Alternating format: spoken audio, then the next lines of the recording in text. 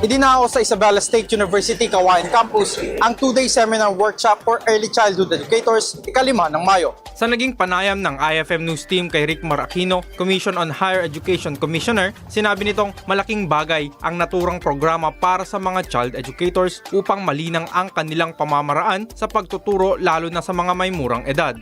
Well, alam mo, dahil sa pagbabago ng ating panahon, kailangan dapat mahasa pang ating magulang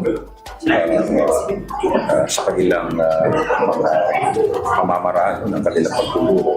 Napaka-importante ito dahil siyempre itong 0 to 8 formative years kasi ito.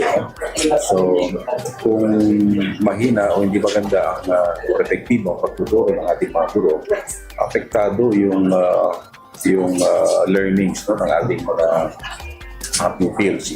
Samantala, binigyang diin din ni Leticia Aquino, isang profesor sa Philippine Normal University, na kinakailangang paigtingin pa ng mga kaguruan ang kanilang pagtuturo upang lalo pang umangat ang literacy sa bansa. Lalong paghusayin ng mga teachers, no, ang kanilang pagtuturo sa mga bata para may angat natin yung literacy ng ating bansa. Sa kabuuan, inaasahang magsisilbing hakbang ang isinagawang seminar workshop upang higit pang mapahusay ang kakayahan ng mga guro sa early childhood education na magbibigay daan sa mas matibay na pundasyon ng pagkatuto ng mga kabataan at sa patuloy na pag-angat ng kalidad ng edukasyon sa bansa. Para sa IFM News, ako si Idol Stali Talatad, Idol! IFM News.